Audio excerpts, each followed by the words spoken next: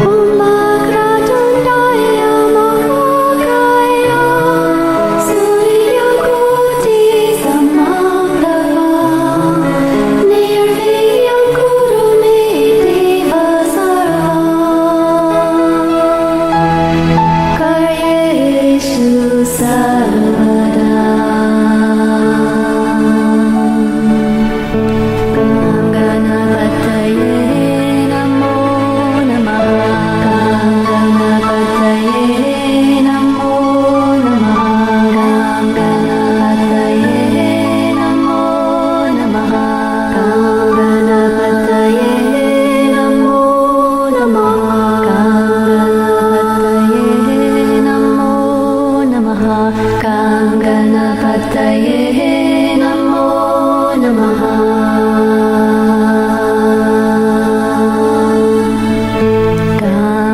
Ganganapataye Namo Namaha. Ganganapataye Namo Namaha. Jai Ganesha Gananata Dayaniti Sakala Vigna Karadura Hamari. Jai Ganesha Gananata Dayaniti Sakala Vigna Karadura Hamari.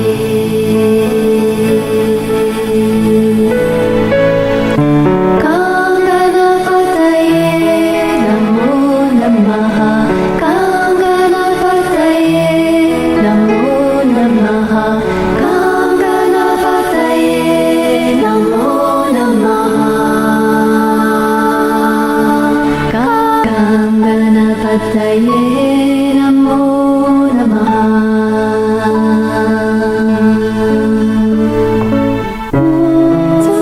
Suklambaradharam Vishnu Sasivarnam Chaturvujam Prasannavadanam Dhyaye Sarvavignyopashantaye.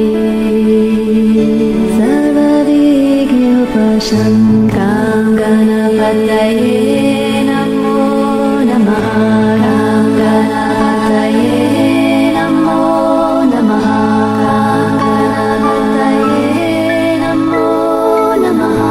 Ganganapataye Namo Namaha. Ganganapataye Namo Namaha. Ganganapataye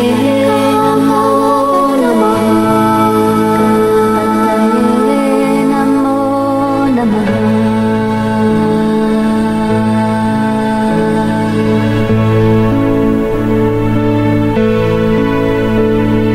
Jai Ganesha Gananata Dayaniti Sakala Vigna Karadura Hamari.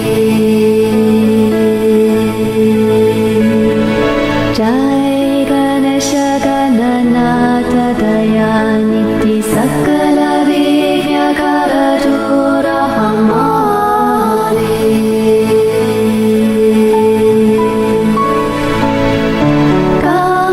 Ganganapataye Namo Namaha. Ganganapataye Namo Namaha. Ganganapataye Namo Namaha. Ganganapataye Namo Namaha.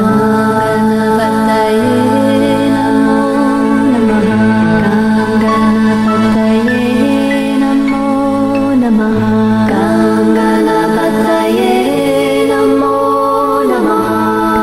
Ganganapataye Namo Namaha.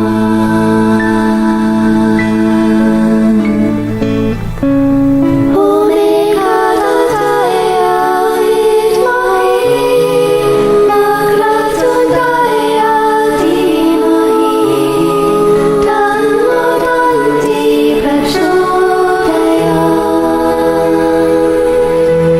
Ganganapataye Namo Namaha. Ganganapataye Namo Namaha. Ganganapataye Namo Namaha.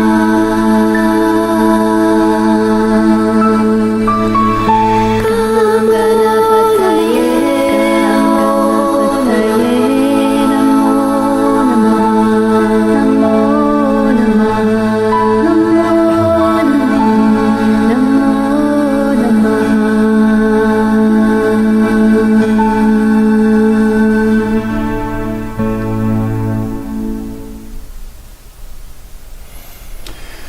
Namaste. Welcome to our weekly online global Satsang. Satsang being a Sanskrit word that means literally community of truth, which is kind of high and lofty. But in this case, Satsang happens whenever two or more people who are on the spiritual path of awakening come together to share their presence, their consciousness, their energies with one another, and their journeys. And it's an essential part of our spiritual process of awakening, transformation, and growth. We can't do it alone. We're never actually alone. But there's a time when we need to join together with others, and our strength is multiplied, our spiritual depth is greatly, exponentially enhanced, and it catalyzes and catapults our growth forward in a way that doesn't happen if we become isolated among ourselves. And as we begin to awaken, connecting like this with other beings who are awakened or awakening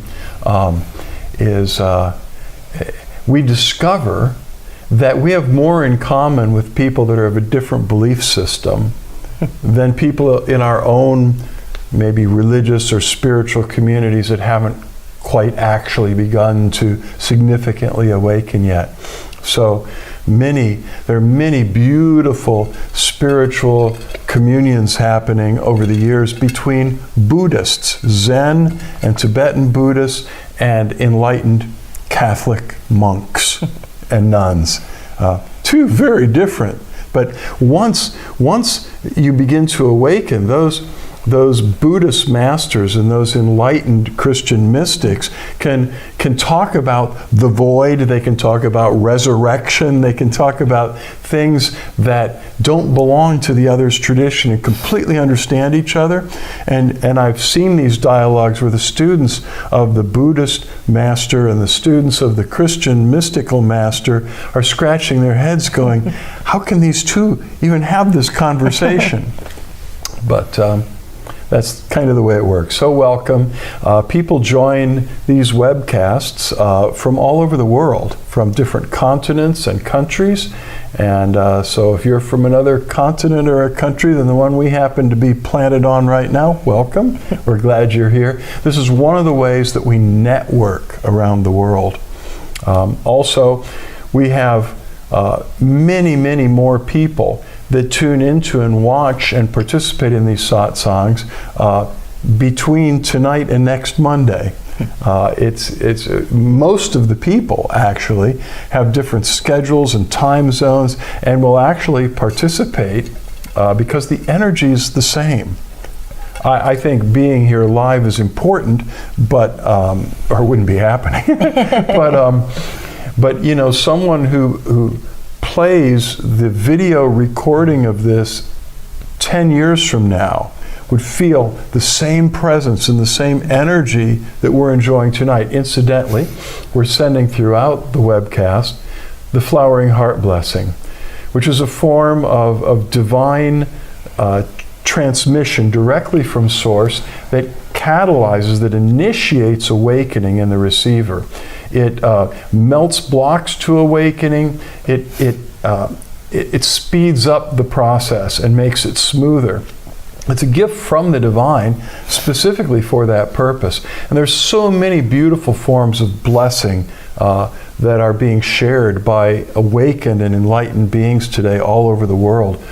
Forms of Diksha, Shaktipat, various blessings from all the mystical traditions have some form of transmission, although until recently they were usually hidden and available only to a few special disciples. Now many awakened beings and communities are openly sharing the direct transmission of divine consciousness, presence, and energy. And that's what the Flowering Heart Blessing is. The Flowering Heart Blessing has some distinctives in that it focuses on awakening our connection with the indwelling divine. whether you call that the cosmic Christ or the Paramatma or Bodhi, it's in there. You go deep enough inside, and you come to a place at the center of our being where we are the divine.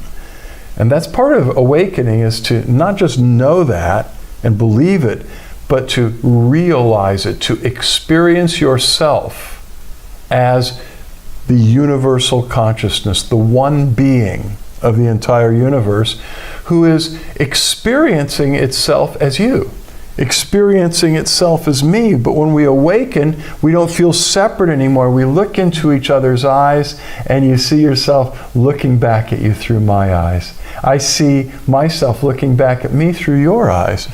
And there goes war and conflict and disharmony on this planet. It's rooted in really fear of the other taking advantage of us, and all the games that the ego generates, which involve competition, conflict, and ultimately war. And that's human history that we've known for forever.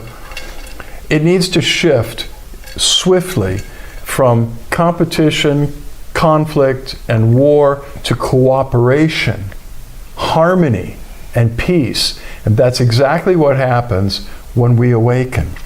One at a time, it's happening all over the world. There's so many people becoming awakened that there's no way to stop it, which is great, because in ages past, if you had a single light shower, like the Christ, the Buddha, Gandhi, so many others, the collective unconsciousness removed them, assassinated them. So we didn't have to respond to their light and really change the world. Although each of those people I named, and so many more, all the enlightened beings, have left their mark. But now there are so many. There's no way to stop us. It's the most contagious thing on the planet. Positive consciousness is far more contagious than negative consciousness. The healing is far more powerful than the disease, which is why we're healed and awakened. So that's the mission we're on, is to awaken, help awaken as many people as quickly as we can, till we reach the point where the collective consciousness itself tips from separation into oneness. And we're moving that way. Blessing has a lot to do with it, because it is accelerating the process and transmitting awakened consciousness, which you already have. I mean, you are that. You go deep enough inside, you discover you are the divine being expressing itself as you. That's the awakening. You're not who you thought you were. You're the one you're looking for. And you're already enlightened, and you're already divine. You just got to find out who you are. A master I heard recently, he didn't say this recently because he left his body years ago, but he said you can never actually know who you are or understand it, because you are the infinite divine, and it can't be understood. It can't be known. So he said, basically, in the process of awakening, you discover who you are not and what you are not, and what's left is the infinite presence and being.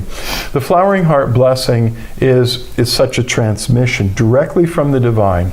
And the divine said, make a point to let people know it comes from the divine source, not from Michael and Suzanne or you. It does not come, specifically the divine said, through any master or saint or avatar or spiritual organization or hierarchy. It comes directly from me as a gift of grace. And because it's a gift of grace that I give to whomsoever I will, don't charge for it. Gift means free, freely given. And the divine said, those that feel it, connect with it, and want to be instruments of this blessing, to share it, and please do, tell them they are immediately initiated and activated as soon as they receive the Flowering Heart blessing. The divine just gives you that with the whole download. And so you're soaking in it right now. If you're new to these satsangs, then know you have, if you're interested and willing, you just say, okay, to the divine, and allow the divine to pour the blessing of the flowering of the heart and spiritual awakening through you. You can give it through the laying on of hands with someone's consent. They need to know what you're giving them clearly and consent to it if it's touch. But at a distance, in prayer, in meditation, you can invite the divine to pour the flowering heart blessing through you to a person who's at a distance or across the room, to a whole country that's in turmoil on the other side of the planet. I'm sure we could all think of a few of those. So please join us in sending the flowering heart blessing, or in letting ourselves be instruments through whom the blessing flows. And as I said, you're soaking in it right now, so drink it up. And don't forget to give us a love or a like. If you're on Facebook Live, give us a heart or a thumbs up, because unless some of you have made little comments and greetings in the chat, and hi, love you. But at the end, we go and we click on those who left likes and loves and even unhappy faces, and we get to see the names, and that way we can send you a little extra love and know who was with us. And I keep checking through the week. As I said, so many people watch it during the week and will even leave comments. So I keep visiting it from between Monday to Monday to see who's really connecting, and it's a great thing. There, one thumbs up. Thanks. So let's see. This Sunday is January 29th. It is the last Sunday of the month. And usually, unless like for Christmas that and New Year's kind of screwed it up a little for us, but the last Sunday of the month is when we do our interfaith communion with the cosmic Christ. I felt so many people have been connecting with Christ consciousness. I mean, Paramahansa Yogananda talked about this generation being the embodiment of it collectively. And other great masters have seen this time. And people's hearts, part of the awakening process, an important part, is the flowering of the heart. And when that begins to happen, people just begin to understand Christ consciousness. But it's the path of the heart is at the core of mystical Sufism in the Muslim tradition. It's at the heart of Mahayana Buddhism, which is both the Zen of Japan and the Chan of China and Tibetan Buddhism. Very heart-centered paths that have a resonance with what many people call Christ consciousness. And there are different ways to relate to that. Christians relate to that, to the Christ, which is an eternal spirit, an aspect of the divine that is unconditional love, mercy, reconciliation, liberation. But they relate also very strongly to the historical Jesus of Nazareth, who's believed by Christians to be a human incarnation of the cosmic Christ. And a lot of people in these days don't, for various reasons, because of troubles with religion and the church, don't know how they feel about that part, but do very much resonate with the Christ consciousness and the cosmic aspect. The cosmic Christ being the spark of the divine that indwells everything in the universe. Not just people, trees, rocks, mountains, planets, stars, galaxies. At the center of everything is this indwelling light that holds the blueprint for universal transformation. And anyway, we wanted people to be able to experience that particular aspect of the divine without, having to be uncomfortable and join a church somewhere, which is why I think a lot of people don't experience the beauty of the Christ. And so we just said, let's have interfaith communion. Let's just invite everybody. Interfaith, no faith, every faith, whatever faith you got, bring it with you, and you're welcome. And we celebrate an actual Eucharistic ritual that invokes the physical as well as the spiritual presence of the Christ. And it's wonderful. So this Sunday is going to be it for this month. And the subject is going to be Light on the Lord's Prayer. A lot of people know that prayer. A lot of people, countless people, have experienced help and the power of that prayer, but really don't understand the depth of what's in it. It happened when Jesus was praying, and his disciples saw him praying, and they said, "Teach us to pray." And he said, "Okay." And the Lord's Prayer is part of what he told them. He told them a couple other things, which come on Sunday. And if you can't come, because you can come to the center physically at 11 a.m. Eastern Time on Sunday morning, or you can watch it online, right here, Facebook Live or Vimeo or LinkedIn or YouTube. But you can also watch it at another time because it'll be recorded and it'll be up there. And I think you might be surprised at a few insights. That's why I said light on the Lord's Prayer, a little extra light. And when you get that little extra light, it becomes exponentially more powerful as a prayer. So join us if you can. Anything else? Not that I can think of. Okay. So, we as I said, we're sharing the Flowering Heart blessing through the entire satsang. But a little later on, we're going to have very specific, focused, intent blessings for the situations that may be weighing upon you or burdening your heart.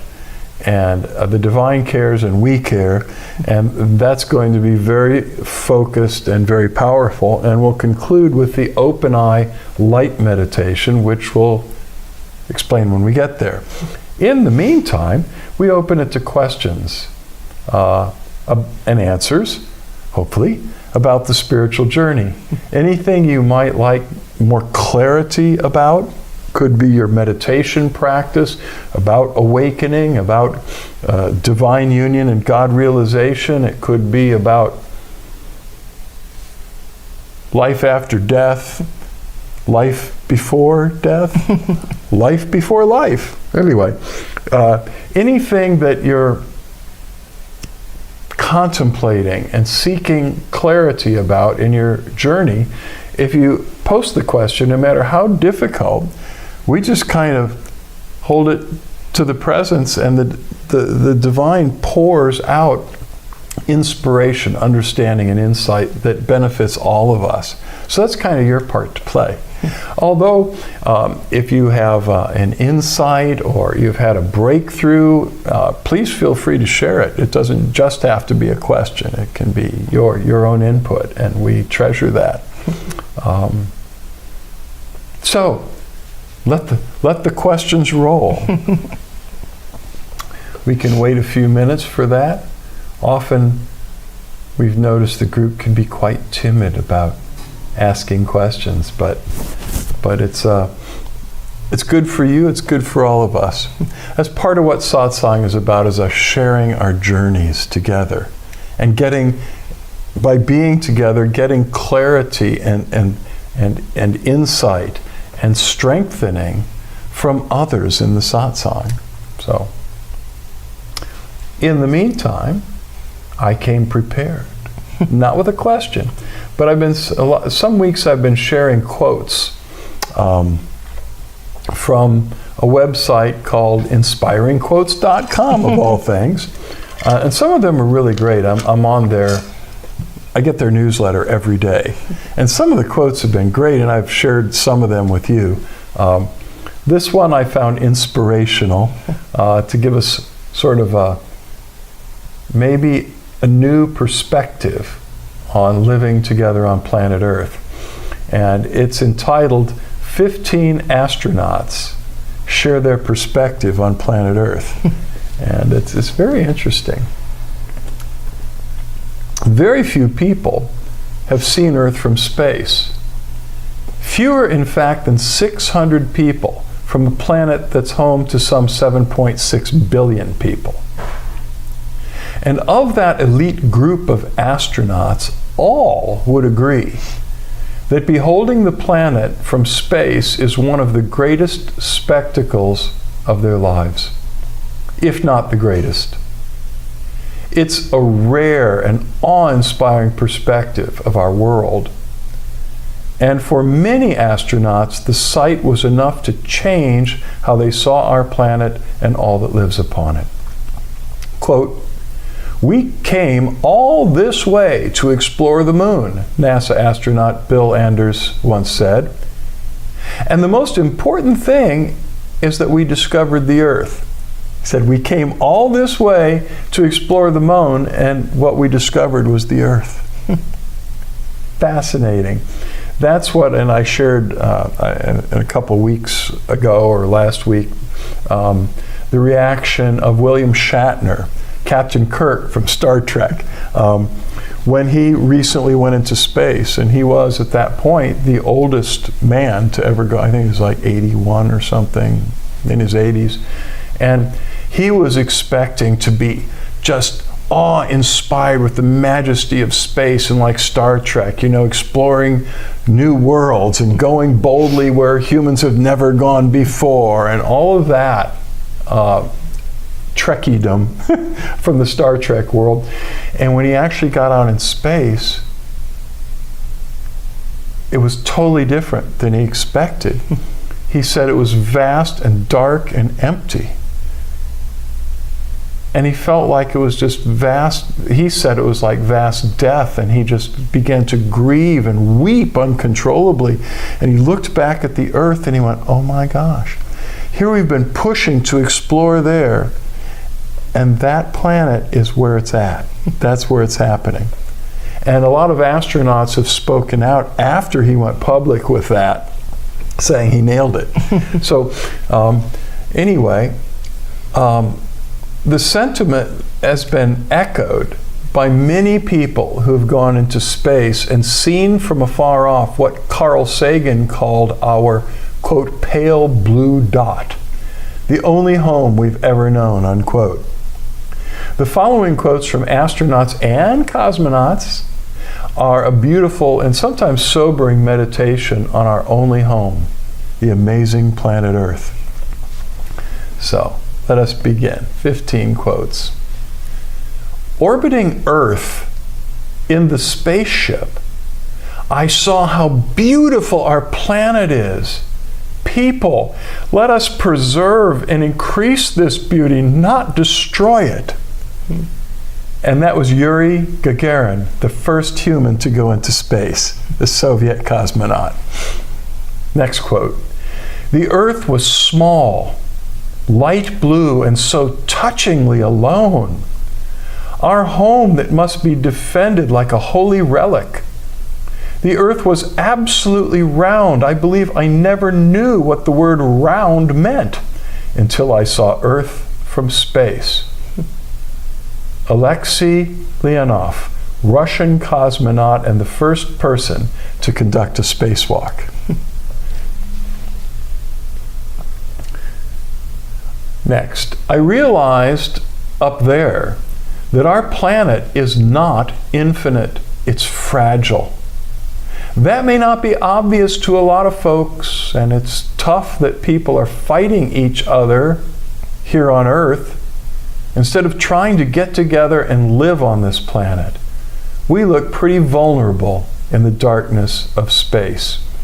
Alan Shepard, the first American astronaut to go into space. "It suddenly struck me that that tiny pea, pretty and blue, was the Earth. I put up my thumb and shut one eye, and my thumb blotted out the planet Earth. I didn't feel like a giant. I felt very, very small." Neil Armstrong, the first person to walk on the moon. Next, "From the distance of the moon, the Earth was 4 times the size of a full moon seen from Earth. It was a brilliant jewel in the black velvet sky. Yet it was still at a great distance, considering the challenges of the voyage home. Buzz Aldrin, Apollo 11 astronaut and second person to walk on the moon. Next. Oddly enough, the overriding sensation I got looking at the Earth was, my God, that little thing is so fragile out there. Mike Collins, Apollo 11 astronaut. Next, a Chinese tale tells of some men sent to harm a young girl who, upon seeing her beauty, become her protectors rather than her violators. That's how I felt seeing the Earth for the first time. I could not help but love and cherish her. Taylor Wang, Chinese-American scientist and the first person of Chinese origin to go into space. I just love this. Next, I thought at one point if you could be up in heaven, this is how you would see the planet. And then I dwelled on that and said, no, it's more beautiful than that. This is what heaven must look like. I think of our planet as a paradise. We are very lucky to be here. Mike Massimino, NASA astronaut. Next, every single part of the Earth reacts with every other part. It's one thing. Every little animal is important to that ecosystem. Seeing the Earth makes you realize that and makes you want to be a little more proactive in keeping it that way. If I could get every Earthling to do one circle of the Earth, I think things would run a little differently. Karen Nyberg, American astronaut. As we got further and further away, the Earth diminished in size. Finally, it shrank to the size of a marble. The most beautiful marble you can imagine. That beautiful, warm, living object looked so fragile, so delicate, that if you touched it with a finger, it would crumble and fall apart. Seeing this has to change a man. James B. Irwin, astronaut. After an orange cloud formed as a result of a dust storm over the Sahara and caught up by air currents reached the Philippines and settled there with rain, I understood that we are all sailing in the same boat. Vladimir Kovalyov, Russian astronaut. Mm-hmm. We're all in the same boat here. Another. Suddenly, from behind the rim of the moon, in long, slow motion moments of immense majesty, there emerges a sparkling blue and white jewel. A light, delicate, sky blue sphere laced with slowly swirling veils of white, rising gradually like a small pearl in a thick sea of black mystery. It takes more than a moment to fully realize this is Earth, home. Edgar Mitchell, NASA astronaut. Next, we really have the most beautiful planet in our solar system. None other can sustain life like we know it. None other has blue water and white clouds covering colorful land masses filled with thriving, beautiful, living things like human beings. Sunita Williams, NASA astronaut. From those who have seen the Earth from space, and for the hundreds and perhaps thousands more who will, the experience most certainly changes your perspective. The things that we share in our world are far more valuable than those which divide us. Donald Williams, NASA astronaut. And finally, I had that cognitive shift, that moment of, oh my God, we're all connected. Oh my God, the planet is so beautiful. Oh my God, What can I do to make it better when I get home? And in coming home, the things that bothered you, they don't bother you. Leland D. Melvin, NASA astronaut. There's a common thread in all of those experiences, the beauty and the fragility of the earth, and that conviction that we're all in this together, and that we need to preserve this place. And I was getting a sense in reading those quotes how it's been possible for so many years to have an international space station where astronauts and cosmonauts from countries that don't always get along. Right. The astronauts, the space travelers, the cosmonauts, they get along because they have an experience that almost none of us have, of having that perspective of altitude and seeing the whole earth from afar. Right. Which is kind of a little bit like higher states of consciousness. The bird's eye view, the witness in the void, seeing this. It changes your whole perspective on life, and especially the human family. We are all family. Yeah. So, just wanted to share that with you because Nice. it moved me. And it's a good thing I brought it because y'all haven't asked any questions. How do I get on one of those space flights? I don't have the foggiest clue. If you got lots of money, I guess you can get on one of those SpaceX flights. But we can benefit from the experiences and the insights of those who have done it. Just like we have been on the spiritual journey benefiting from the insights of those who have directly experienced cosmic consciousness, experienced themselves as the consciousness of the universe, witnessing this tiny little drama happening on this blue pebble in space.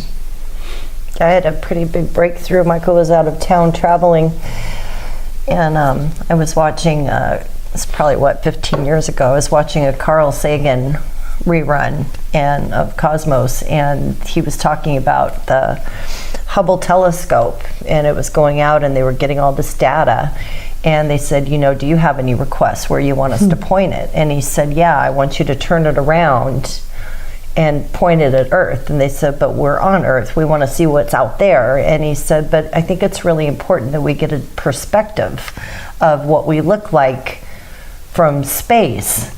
And he said, so they did that, and they were all amazed as the telescope got further and further out. It just became, like you said in the article, a tiny blue dot.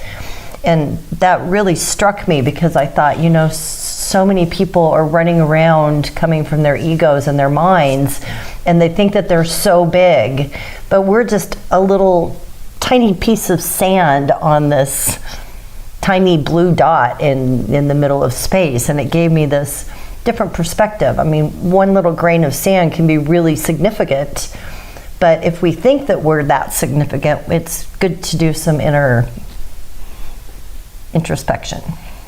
Anything that could take William Shatner, because he's a very self-confident, headstrong guy, and reduce him to sobbing, which went on, I heard, off and on for days. Wow. It completely changed his life. Right.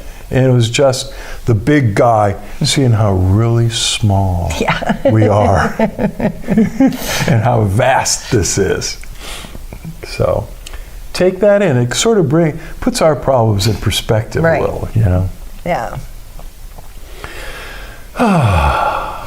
Well, it's time. It's time. So if your eyes are still open, close them, please.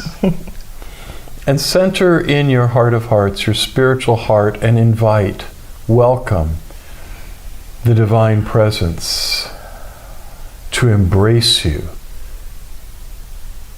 to awaken you, to cause your heart to flower, to flood your spirit with enlightenment, your soul with right thinking, and clear the mind field of all that negative negative thinking, negative programming, emotional charges. The divine wants to help with all of that and replace it with thoughts and feelings that are in harmony with the divine itself. And this divine presence is pure, unconditional love. There is no separation. That's the illusion, the delusion, the bad dream that we need to awaken from to see reality as it is. In fact, inside of the divine itself, we live and move and have our being. This divine presence doesn't judge us, it loves us unconditionally, embraces us with the tender, yearning love of a parent, its beloved children. The presence yearns to free you from suffering, the suffering of separation and fear, and draw you into a loving embrace in the heart of reality and awaken you to your true oneness with all that is. There's nothing you can do to make it happen. All you can do is let go and receive it, allow it, and it begins to happen. Just drink in the flowering heart blessing that is pouring out to you, within you, all around you.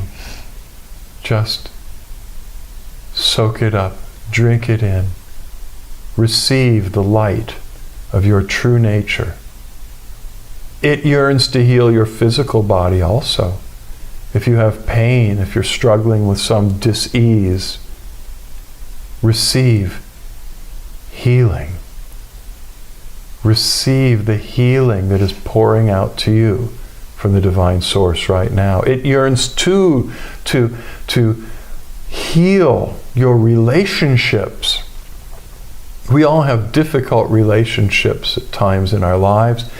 The divine loves to pour grace out upon troubled relationships and bring healing.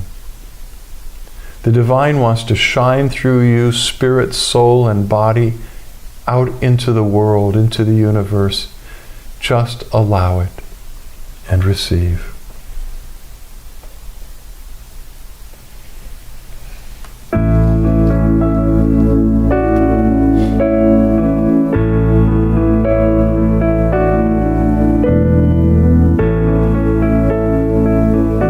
There's no need to beg or persuade. There's nothing between you and the Lord but love. Just open your heart and drink it.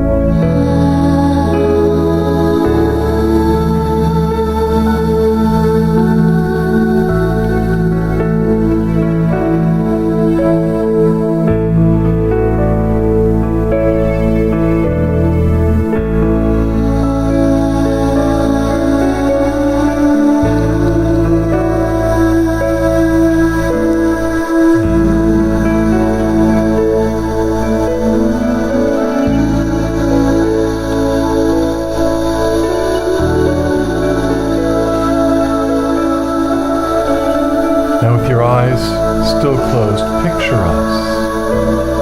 Imagine, visualize us sitting in a circle together with that beautiful blue planet Earth in the middle, as if we were looking at it from space. And invite the divine to pour the flowering heart blessing through you to the earth and all who live upon it. You could lift up your palms with your palms open, facing forward, and just invite divine blessing to flow through you, to heal this beautiful blue living planet, to awaken the almost 8 billion humans living on this planet, to awaken their hearts to love, to oneness with the divine presence and with all that is.